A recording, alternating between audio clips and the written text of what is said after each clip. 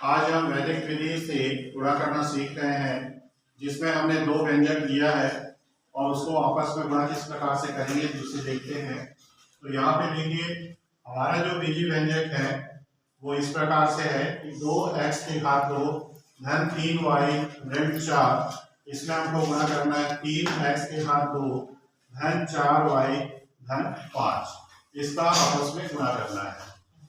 तीन पद दिए हुए हैं, तीन पदों का आपस में किस प्रकार से गुणा होगा, तो उसके लिए हमारे पास जो वैदिक विधि है उसको हम चित्रात्मक रूप से दिखाते हैं। तो चित्रात्मक रूप से दिखाने के लिए हम उसमें तीर का प्रयोग करेंगे। तो पहले हम इसमें गुणा करेंगे एक पद का, फिर दो पद का गुणा होगा आपस में, फिर तीन पद का गुणा होगा, फिर से दाहिने से एक पद छोड़ देंगे, फिर दो पद का गुणा होगा, फिर दाहिने से दो पद छोड़ेंगे तो एक पद का गुणा होगा। ये चित्रात्मक रूप से आपको दिखाया गया है, इसी का उपयोग करना है हमको गुणा करने में। इसमें लिखते हैं पहले, तो यहाँ पे देखिए ऋण 4 दिया है, तो ऋण 4 और दूसरे विधि व्यंजक में दिया हुआ है धन 5, तो इसका गुणा करेंगे। उसके बाद दो पद लेते हैं, तो 3y ऋण 4 और 4y धन 5, इसका गुणा होगा। इसके बाद तीनों पद को लेना है, 2x की घात 2 धन 3y ऋण 4 और 3x की घात 2 धन 4y धन 5, इसका गुणा करना है।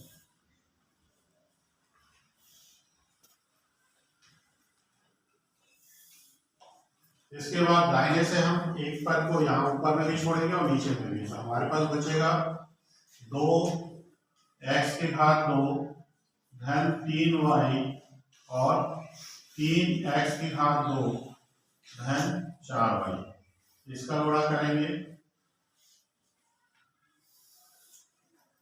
इसके बाद दाहिने से दो पद को छोड़ दीजिए, तो क्या बच गया, 2x की घात 2 और 3x की घात 2, इसका गुणा होगा।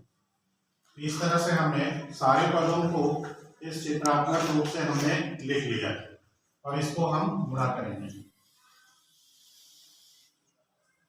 तो ऋण 4 और धन 5 का गुणा करेंगे तो ऋण 20 मिलेगा। वैसे यहाँ पे 3y और 5 का गुणा करते हैं, तो ये हमको मिल गया 15y। फिर ऋण 4 और धन 4y का गुणा करेंगे तो ऋण 16y। आगे बढ़ते हैं, तो यहाँ पे देखिए 2x की घात 2 है और यहाँ पे धन 5 है, इसका गुणा करेंगे तो 10x की घात 2। वैसे यहाँ पे 3x की घात 2 और ऋण 4 का गुणा करेंगे तो ये हो जाएगा 12x की घात 2 और 3y और 4y का गुणा कर लेंगे तो ये हो जाएगा 12y की घात 2।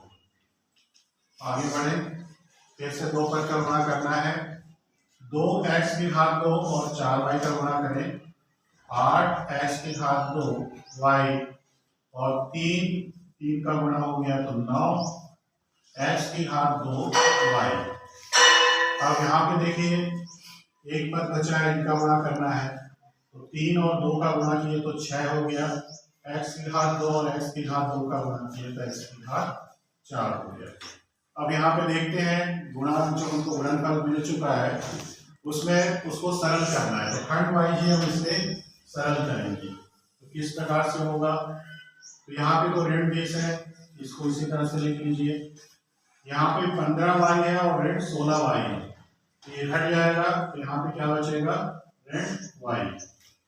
यहाँ पे देखिए 10x की घात 2 ऋण 12x की घात 2 है, तो इसको घटा लीजिए, ये बच जाएगा ऋण 2x की घात 2 और ये बच जाएगा 12y की घात 2। फिर आगे देखिए 8x की घात 2y धन 3x की घात 2y, तो ये हो जाएगा 17 x की घात 2 y, और ये तो वैसा ही है तो इसको इसी तरह से लिख लीजिए। अब इनको हमको लिखना है, तो जहां पे कोई चिन्ह नहीं है वहां पे हम धन चिन्ह का प्रयोग करेंगे और बाकी को लिखते जाए। तो यहाँ पे देखिए 6x की घात 4 धन 17x की घात 2y ऋण 2x की घात 2 धन 12y की घात 2, आगे जगह नहीं नीचे लिख देता हूँ, ऋण y ऋण 20। इस तरह से हमारा जो विजय व्यंजक दिया हुआ था उसका हमने गुणा किया तो हमें क्या मिला, 6x की घात 4 धन 17x की घात 2y ऋण 2x की घात 2 धन 12y की घात 2 ऋण y ऋण 20। ये इसका गुणनफल हमको मिलेगा और इसको हमने वैदिक सूत्र का उपयोग करते हुए गुणा किया।